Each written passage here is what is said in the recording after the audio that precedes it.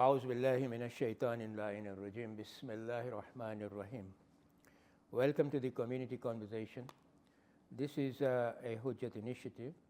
In these regular conversations with individuals, we will explore their struggle, achievement, courage and disappointment that shaped and guided their faith, family and community.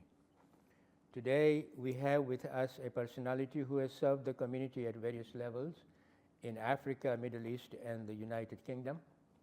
When it comes to sports, he has a good fortune of getting his first and only so far hole-in-one on 6th of October 2024 at the club at Mill Green, Hertfordshire. Got That's it right? correct, yeah. During a Jaffery Golf Society tournament. Welcome Mustafabhai to Hujjat Conversation. Thank you, Stanmore. Mustafabhai was born in Ndanda Masasi District, Tanzania on December 1950. November. Is it November? I don't know why I got it. Is it? Yeah. 13th of November? Yeah. 1950, okay. To Kubrabai, Nurmohammed Padhani and Marhum Ramzanbhai Dhanji. After completing primary education in Kilwa, followed by primary and secondary at Lindi and final 2 years of secondary at Azania Secondary School in Dar-es-salaam. He moved to London to pursue A-levels at Harrow College of Technology and then subsequently to Plymouth Polytechnic. He attained his business management degree at Leicester Polytechnic, now the Montfort University. Correct. He began his professional life in early 1970s as a management trainee at British Home Stores and at IBM before joining East African Holidays, a family business run by Asghar Padhani. He remained with the company and progressed his career to head their business, Australian Air Transport. Austrian. Is it Austrian? Austrian. Austrian Air Transport, responsible for charter flights from Sharjah to Vienna and across Europe. With enough experience under his belt, he then moved to Dubai and opened his own travel agency and also ran import-export business. In 1995, he settled in Milton Keynes and became a postmaster? Okay. And ran a post office in Buckingham. Headhunted by a real estate company, he moved back to Dubai in 2006, and after a successful spell there, he moved to Dar-es-salaam and joined his nephew, Muslim Jaffer, son of late Mustafa Jaffer, fondly known as Sabodo. Correct. In his 2 hotel businesses as a director of operations and advisor on his other businesses. During this time, he was also a chairman for Madwell, that's a charity organization situated in Kibaha, Tanzania. Presently, he's retired and resides in Birmingham, enjoying his favorite sport, I think golf. That's correct. Yeah, and for which he was inducted to JGS Hall of Fame in 2024. He served as the president of Dubai Jamaat for 1.5 terms, as well as the president of Milton Keynes Jamaat, and also had a master of a madrasa at Milton Keynes. Correct. Okay. When you resided there. He also served as a councillor of the World Federation for 8 years, mainly during Marhum Mullah Asghar's chairmanship at the World Federation. He also took on the chairmanship of JIBA International after successful steering the Dubai chapter of JIBA. He's married to Fatma Banu Rajpar. Together they have 4 daughters, 8 grandchildren, 4 boys, 4 girls, equal. Equal. And very proud to have 1 great-grandchild, making them great-great-dadima and dadabappa. I think this is a wonderful CV, Mustafabhai. Thank you. Assalamu alaikum. I think we have to start now. Okay. Okay. So you are retired now? Yes. First of all, greetings and salams to all the viewers. Yeah. Yes, September, I am now retired and residing in Birmingham. How do you pass your time though? I know you play golf, but how do you generally pass your time? My elderly mother, bless her, 93 years old she is. She lives She with lives you? with me. All right. And okay. so there are lots of things that I have to do for her, like medicals, going to hospitals, going to surgery, Mashallah. and things like that. Yeah. Shopping for her. And then my wife also doesn't keep very well, so she needs medical attention also. So on the days that I am not serving them, I'm playing golf.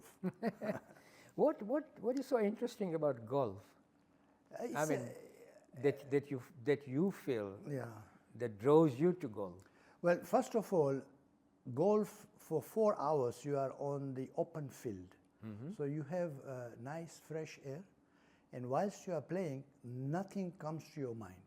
Your Really? family, your business, nothing. You are just concentrating on that ball and your game. So that's a very relaxing part of it.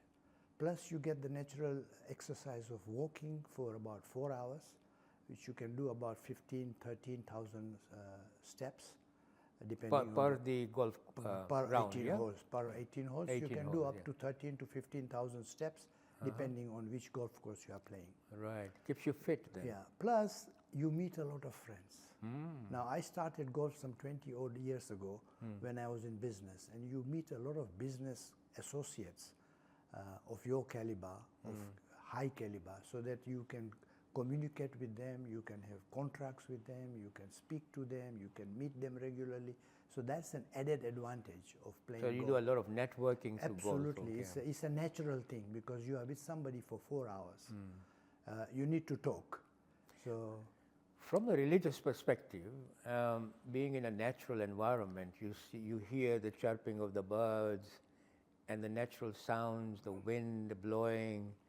Maybe that also interests you from the point of view of the creation. yes, this is you are looking at everything and you appreciate Allah and the ayats of Allah, that you know how beautiful He has made.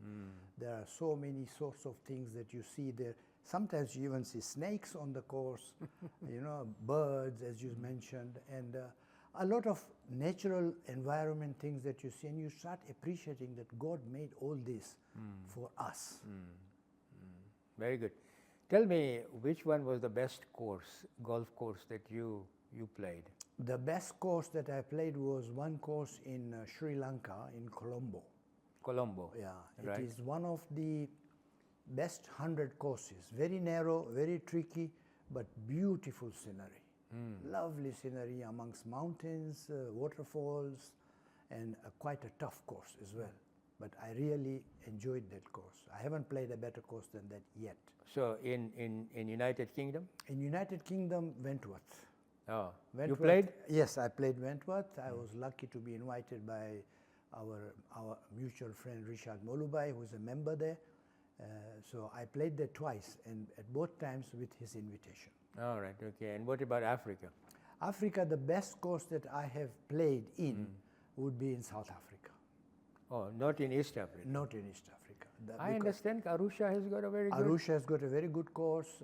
So have Nairobi, many courses. But the best that when I played was in South Africa.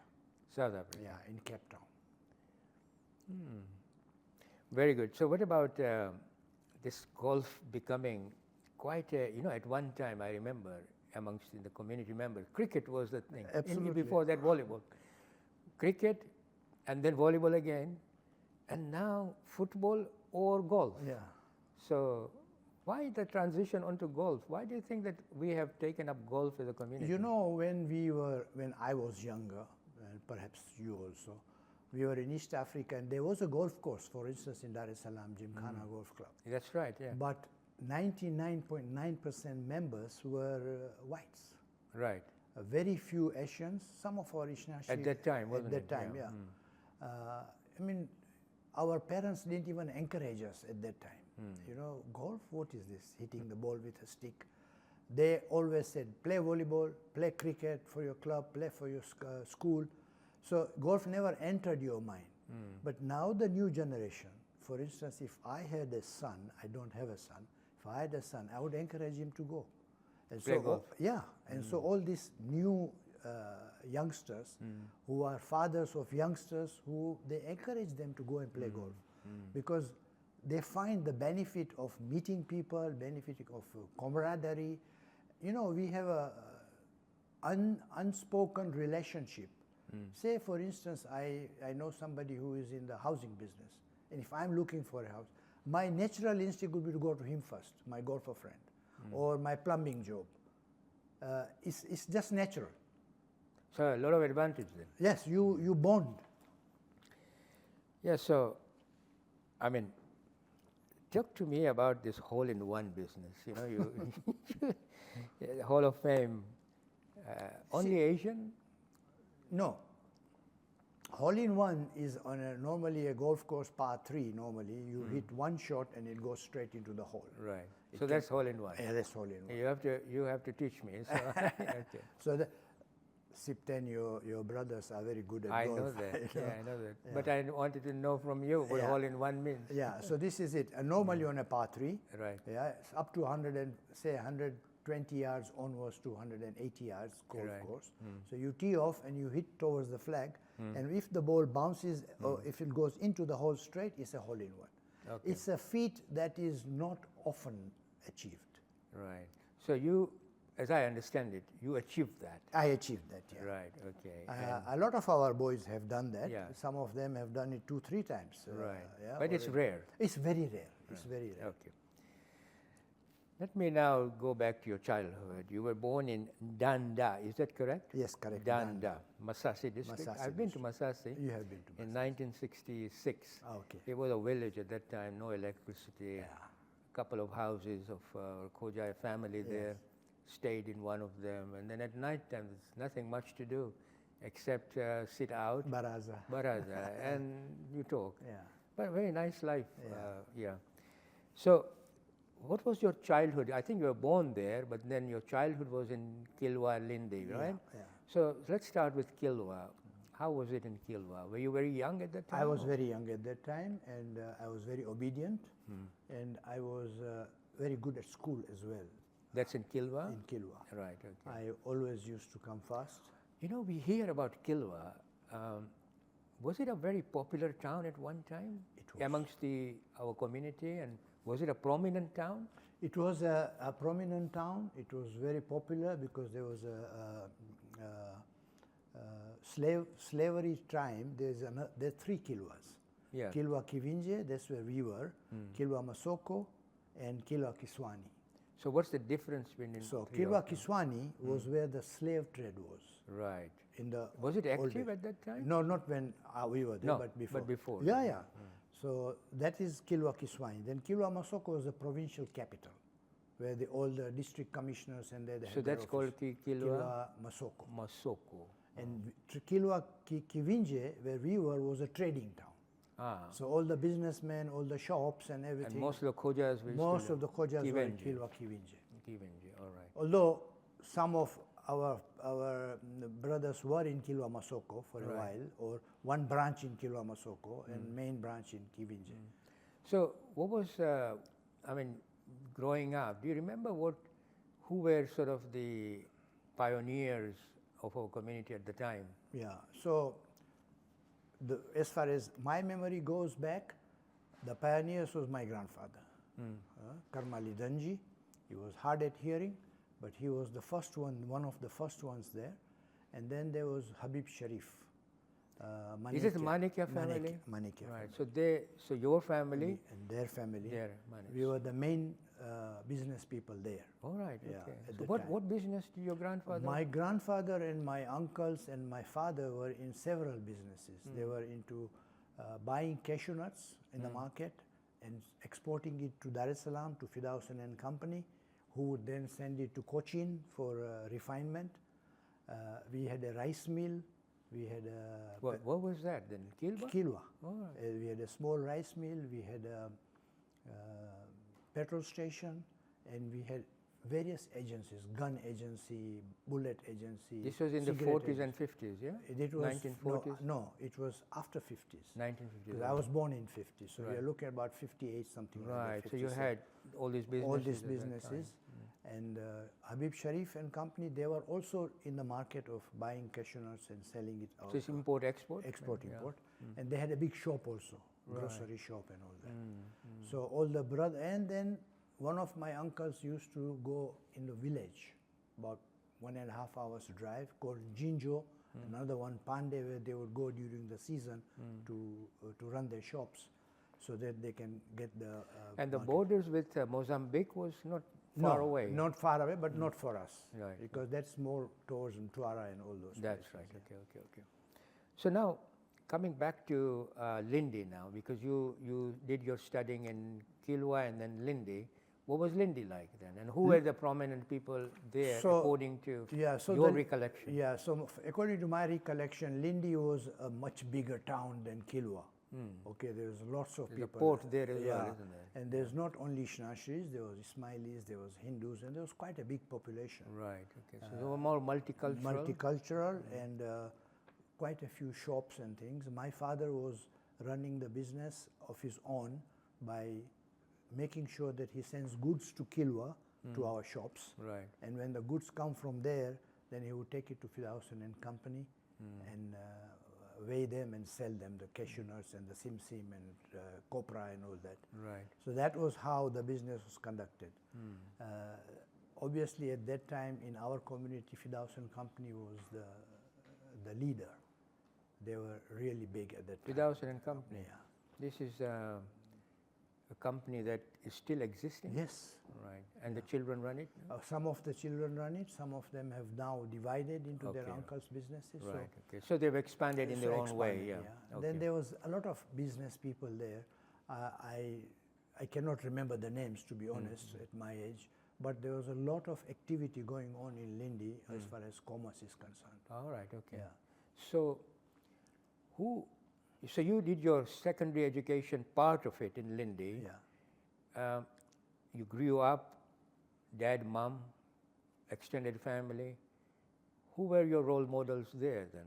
So we grew up in an extended family, like my cousins.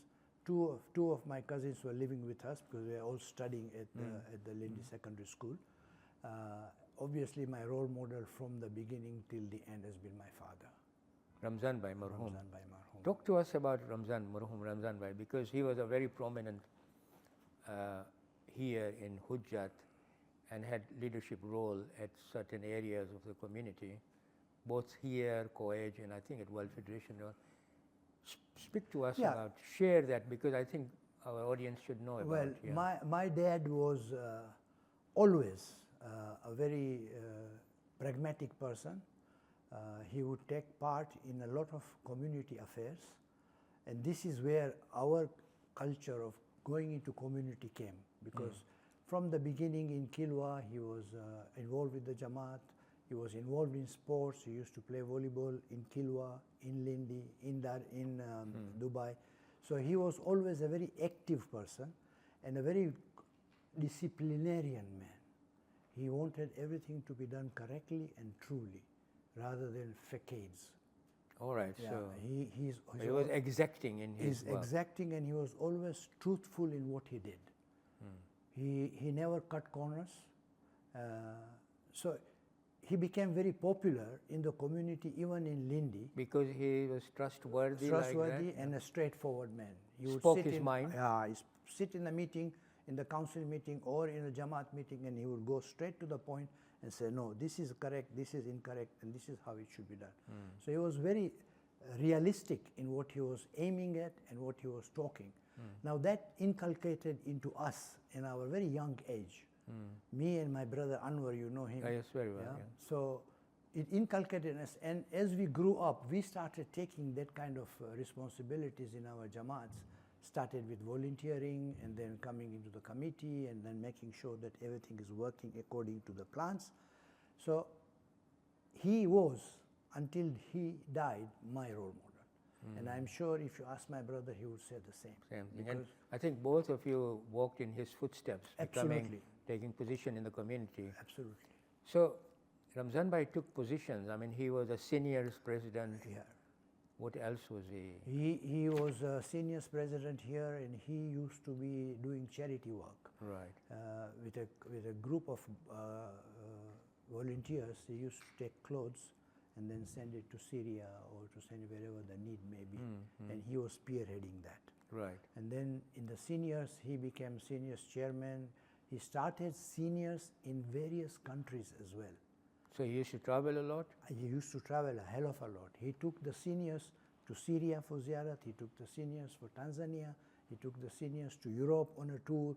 just so that they freshen their horizon. And I remember one time he went to India and he said, "You come with me." So I went with him, and he made speeches at no less than 12 centers about seniors, what it does, how should it be formed, and what advantages you can get. So he was advocating senior organizations everywhere. Until his last days. Right. So he also participated at college level and WF Absolutely. level He as was well. given a desk at the WF level on a senior's desk under Dr. Mithani. Akbar Mithani, Yeah. yeah. So he was always active. Right. And you know, this was born when? After his second heart attack he had in Leicester. I was driving him back to London, and on the way he told me that, you know, there is something I have to do because God has given me a second life. So now I'm going to start something Right. which will benefit everybody. So that's where the seniors idea took birth. No, I think it was very nicely explained about Ramzanbhai Marhum, because his contribution is quite valuable in the progress of this community, and I'm sure other communities as well. Now coming back to your life, Kilwa, primary education, Lindi, primary and secondary, Azania, which is one of the quite a substantial school At that time, yeah. at that time, Azania in Aga Khan, I think. So you were in Azania for last 2 years. So you did your secondary. Dar-es-salaam is a big Jamaat. Yeah. And you sort of got on with it, all right? Yeah, in Dar-es-salaam, to be quite honest, it's such a big Jamaat that I did not find any role to play at that young age, except volunteer during niyaz and things, Right. which we did, which Right. I did. And otherwise, my involvement in the Jamaat in Dar-es-salaam at that time was virtually nil. So, okay, so you then came to London. Why London? My uncle, Asghar Padhani, my father actually wanted me to go to India. But my uncle... Why did he want to go to India? He said Finance or? No, finance was not an issue. Actually has not been an issue. He just thought that, you know, when you go to UK, people get spoiled and all the environment here, the 3 Ws and all that nonsense. So he was adamant that I should go to India, Pune or somewhere like that. But my uncle put his foot down. He says, no, I'm going to take him to UK, and since I and my brother are shifting to UK, he can stay with me. Okay. So they convinced my father to send him to UK. Right, so then you arrived where? I arrived Heathrow, and on a very frosty, blustery morning on 12th February 19 whatever it was, 68. 68. Yeah. At that time, snow England everywhere. was different, wasn't it? Yeah, absolutely different. And there was snow everywhere. I didn't even know what's the meaning of thaw. So I asked the taxi driver that, what's going to happen to this? Is it going to stay like this all the time? No, it will thaw. I said, what is this thaw? So when I got a dictionary, I looked up thaw, and I said, oh, okay, that's what they mean. It will melt. Yeah. So I stayed with my uncle in Sudbury town. And Harrow College was about 15 minutes walk from there. So I enrolled myself there to do my A-levels first year, and then I moved to Plymouth. So what was it like? I mean, you came to a country which is completely different from East Africa, although we had a British rule. Yes. But we regarded the community, we never had an engagement with white Europeans. You came here and you saw the Europeans just exist just the way we exist. Absolutely, and it was. So what was your thoughts? At that time, they were everywhere. Not like now. If you go to Wembley now, you'll find hardly them there. No, at that time. At that time, they were everywhere. So we went to shopping Sudbury, and it's all white people, and we are just 2 or 3 of us walking amongst them. Right. To be quite honest, it did not feel strange to me because I knew I was going to a country where our people are not as many. Right. So it was not a big cultural shock. It was a shock that everywhere we see it, and their way of talking, in their accent, sometimes you could not understand. Right. Because a lot of them were talking in Scottish accent or Irish accent or British accent. So it's all a hodgepodge of accents. And we speak English. We spoke the grammatical. British English, you know, the Oxford grammatical, English. yeah, okay. Yeah. So, Queen's English. they Queen's say, yeah. England, yeah. So it wasn't that bad, but then when I went to college, I found some Asian friends there also. So your college life was good? My college life was good, not so brilliant in terms of getting grades, but I plugged through. Right. So why did you sort of went to Plymouth after that? Because after 1 year with my uncle, my friends came from East Africa, Right. and they all went to Plymouth, notably Mohsin Pirubai. Oh yes, I know him. Firoz Jessa. Yeah. We were all schooling together. I came early, so they came after the semester. So they all decided to go to Plymouth. Right.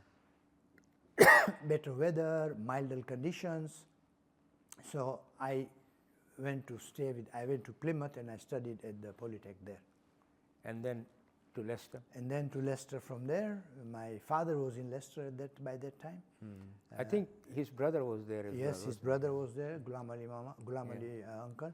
And we had a house there, and he was in business of real estate and engineering and all sorts. So Right. we moved there. My brother was also there at that time. So the nearest place for entry was Polytechnic, so I went there and did my business management. So why management, business management? Is it because you saw so many businesses being handled there and here, and you thought that is your career, or? Actually, I started out to be a doctor. I wanted to be a doctor. Right. When I was in school, I was always I thinking... think everyone wants to be a doctor. Doctor, yeah. At that time, the mindset was Yes, like right. that. And then I decided, I did not meet the grades, to be quite honest, to get entry into university for medicine. Yeah. Yeah. So I decided that I will go into business management. Since my father is already have got houses here and he is running an engineering company, he will need help one day or the other for me to help him. So I said I will do a degree in there, and then I will join him in his business and then see where we can go. Right. But that was the idea. That was the idea. But it didn't work out like that, did work it? out. Because you went to work as a trainee Yeah. at the British Home Stores and IBM. That was part of the qualification process. Right. After university, you had to do 1 year at an institution before you get your degree. Do they still exist? British Home Stores is dead. Yeah. IBM is still here, yes. Okay, talk to me about you joined Asghar Padhani Yeah. and East African Holidays. Yeah. So I joined them as a trainee first to start with. And guess who was my mentor there? who? Our own Hasnain Walji. Right. What was he doing there? He was working for my uncle. All right. I was made to sit next to him, and my uncle said, "Look, Hasnain is a guru on this, so you learn from him." Right. So Hasnain used to teach me how to do the fares, how to do the mileages, blah blah blah, Right. everything to do with the industry. Okay, so you learned the trade, trade. The aviation trade Yeah, probably yeah. from there, and then you transferred to Dubai. I remember you're running the transport, Austrian Airlines. Austrian I think we transport. used it once to come from London to, Yeah. and we were late, and you show us in the is it Sharjah airport. I wasn't sure was it Sharjah or Dubai. Sharjah. Sharjah. He says, "Come on, you have to move quickly." I think you were departing very quickly at that time. Absolutely. I think earlier than usual. But anyway, so that worked out for you. That worked out very well for me for 2 years. And when I started my job in Sharjah, my uncle told me that since we are not sure whether this will blossom, don't take your family. Right. Yeah, keep them here, or take them to Karachi, because my brother was in Karachi at that time. My father was in Karachi. Okay. So we decided to move to Karachi, the family, and me, I would work in Sharjah. The contract was that every month I used to be going, I was allowed to go to Pakistan for 1 week Right. to see my family. Okay. Then come back and then work for another 3 weeks and then go. Until they decided that now this operation is permanent, so you can call your family here. Ah, okay. So then you settled in Dubai for quite some time. 13, 14 years. Yeah, well, and then Dubai, you became, Sharjah. I think, a president also. I will come to that. Yeah. But I just want to concentrate on the business side of it. So obviously, then you moved to United Kingdom, headhunted again because I've Yeah. read the CV. you went into the property business. At that time it was booming, as I understand it. Then it crashed. Yes. You came back to United Kingdom, and then you went to Dar-es-salaam. Now in Dar-es-salaam, what happened? How you worked for Sabodo, yeah? No. So what happened is that after the property business collapsed, I moved to Dar-es-salaam first. Right. Okay. And we had a property of our own there, an apartment. So I did not have to look for rent. Right. And the expenses I would have in Dubai would be much more than I would be having in Dar-es-salaam. So I went with an open mind that even if I stay doing nothing, I'm okay. Right. But then I met up with my nephew, Mustafa, Jaffer's son. What's his name? Mustafa Jaffer's son, which is Muslim. Yeah. Muslim Jaffer. Muslim that's right. Jaffer. Yeah. So Muslim said, Masa, I am doing a project on hotel. Would you like to join me? So he took me to the project. He said, look, it's under construction. Should be another 6 months, 1 year. It's ready, but we have to start work now because we need to order everything. You need to go abroad to buy the mattresses, the pillow case, these blah, blah, blah, wardrobes and things. So I said, yes, I can join you because I'm doing nothing anyway. So I joined him. And then we started the construction. We finished the construction. We floated the hotel with a Best Western logo on it. And he already had another hotel, Colosseum Hotel, which was running for years before even I went there. Right. So right. now we have 2 hotels. So I was in between the 2 hotels, mostly on the new hotel because it was still starting. So it was not our property, it was a rented property. But our figures showed that we'll still be making a lot of money. So it was a good venture. So it was an excellent venture. Now some very interesting event occurred which made you the guest of the Tanzanian government. Do you want to share that? Or? I can share it with you. There is no, I don't have any more trauma than I had before. Because before, after the incident, I was quite disturbed. Right.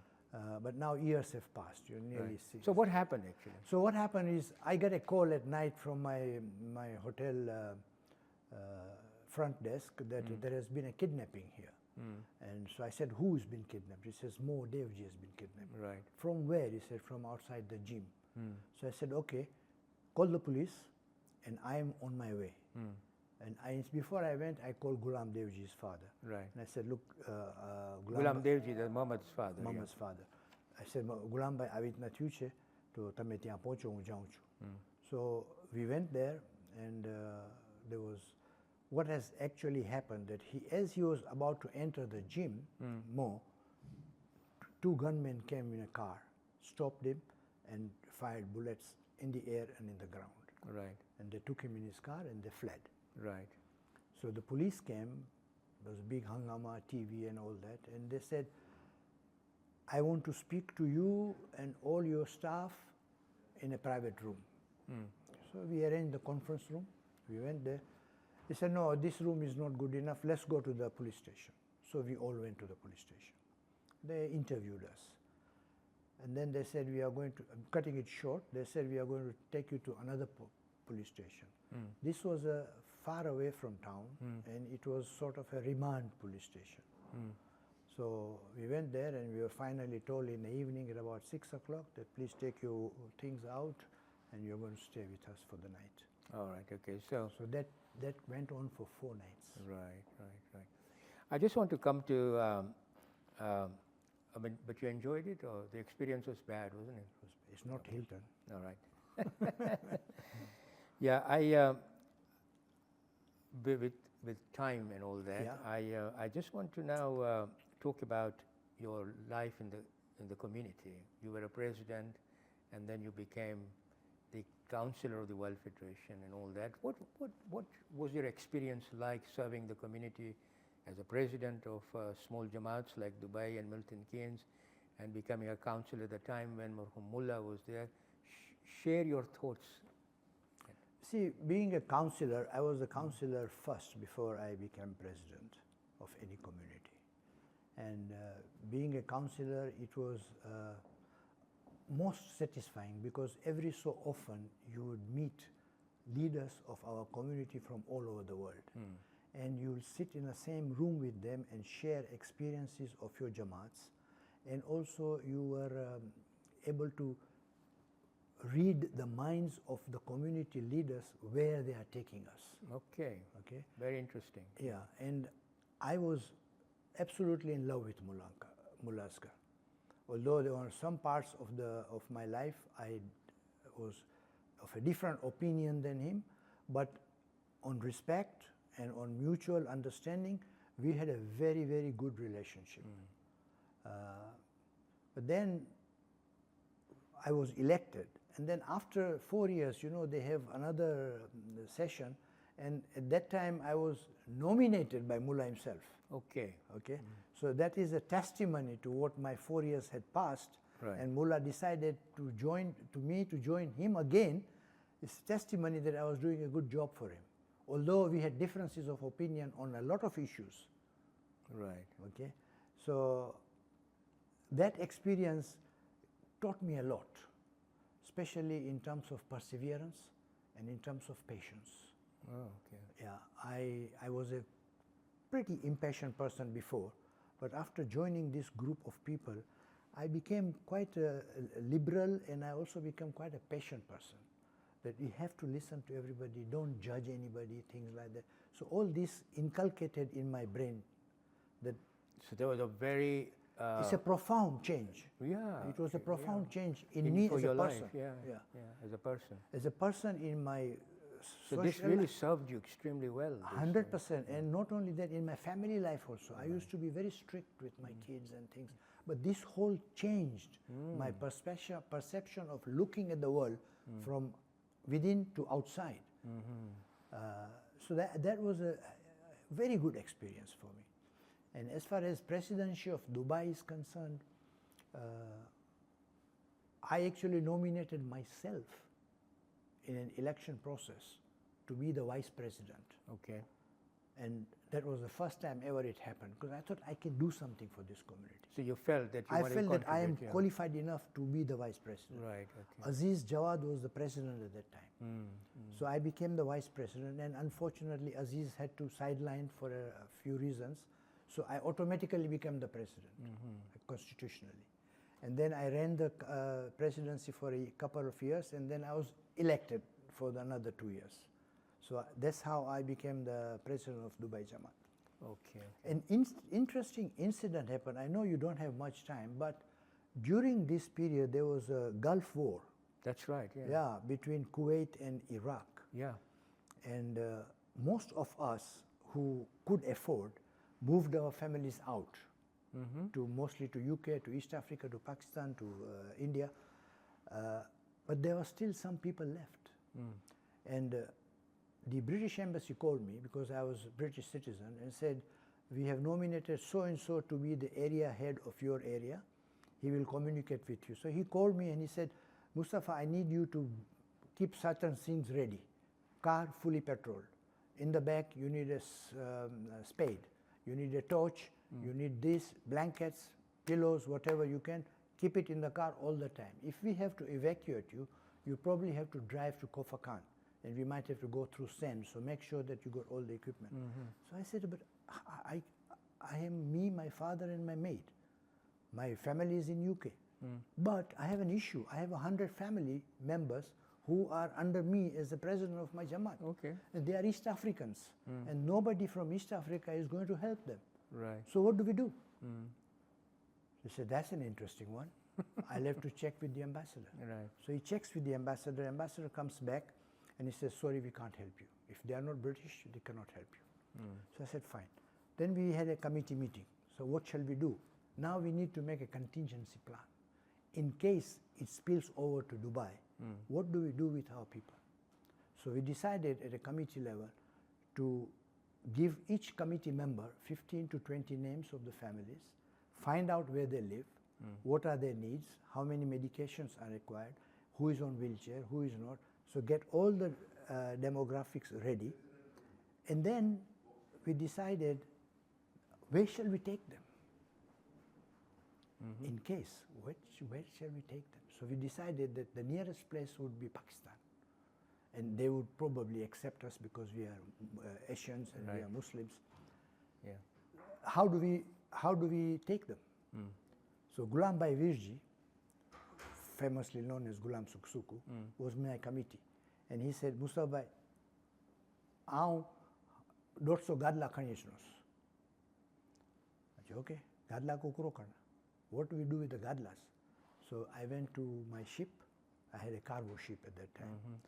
I talked to the captain. Captain said, yes, what we can do is you can put all the mattresses on the deck, Right. and we can have a tarpaulin so that it stops from the rain and sun, and then we can sleep here. It takes 2 days to get to Karachi. So we put that on a plan, that if anything happens, this is what we'll do. And then Ghulam Bhai said, okay, Hane, what we do is we buy some rice, we buy some oil, we buy some onions, and keep it in the store in case we have to come here and feed all the people. Okay. Thank to God, nothing happened. Alhamdulillah. But this was a very proactive It way was, and my committee members, salute them as well. They all cooperated very well. This is the value of a Jamaat, isn't it? Absolutely, absolutely. So now, the last thing I know, there was one event that was the near life event. Yes. But we haven't got much time, so very briefly, just go through it very quickly, and then we'll call it a day. On one of my visits to Karachi, my youngest sister's wedding, I was flying from Karachi to Dubai, and the Gulf Air aircraft, full runway, right towards the end, its tires burst. And the bus tire went into the wings. Right. I was sitting in the window, and I saw the wing break and fuel come out. Right. And I shouted, Ya Ali Madad. Right. And the aircraft went down into the bush. Right. We were evacuated by side doors, slides. Ambulance, fire brigade ambulance came, and we were into the terminal building, and I had lost my voice. I was speaking, but I could not. The sound would come out. So I wrote down to the people that, look, I need to go home. I'm not traveling today. So I went home, and Anwar was there, my brother, and my father, my mother, my uncle. Ghulam Ali Bhai was there. He had come for the wedding. And I was trying to explain them that this is what happened, because my clothes were torn going down the chute. And in those days, you don't have jackets, just a shirt. So shirt was torn. So what happened to you? So I tried to explain them this what happened. And then Anwar called his doctor. And the doctor said, okay, this is probably shock. So give him Valium, 5 milligrams, and let him sleep. Right. If he wakes up and he's the same, then I'll come and see him. So he gave me Valium, and I think about an hour and a half in the sleep, I dreamt the same scenario again. Okay. So I shouted, Ya Ali Madad, and the voice came back. All right. So this is quite an experience. Absolutely. There was in the process there was 2 or 3 people who were injured, who were not feeling well because the aircraft went down. It took me a while to recover, and the next time I have to fly back to Dubai, it was a harrowing experience in the same way. You know, I was shaking all the time. Yeah, but you're managing okay now? Now I'm okay. I've traveled the world since then. So on that positive note, I think Absolutely. we will stop our conversation here. Thank you very much, Mustafa, for sharing your life journey. Thank you, Siptan. The life journey from your birthplace to Ndanda. Yeah. I can pronounce that in Ndanda, Tanzania. yes. And then you had a lot of footprint of opportunity, both in United Kingdom, Middle East, and Africa, with this near-miss event in Karachi and the guest of Tanzanian Government, which was also harrowing for you. But overall, I think what was very interesting is that the experience at the leadership level at both World Federation and Jamaat gave you a profound experience within yourself to actually change your own destiny. And that's a very good thing as working as a community leader. And we have not had time to speak about G by one. Unfortunately, but I'm sure next time. Next time, yeah, if there is a next time. Thank you very much. All right, okay. And blessing to you and your family. Thank you very much. Alaikum salam and salam alaikum to all the viewers. So with this, we'll say Khuda Hafiz and inshallah till next time. Thank you.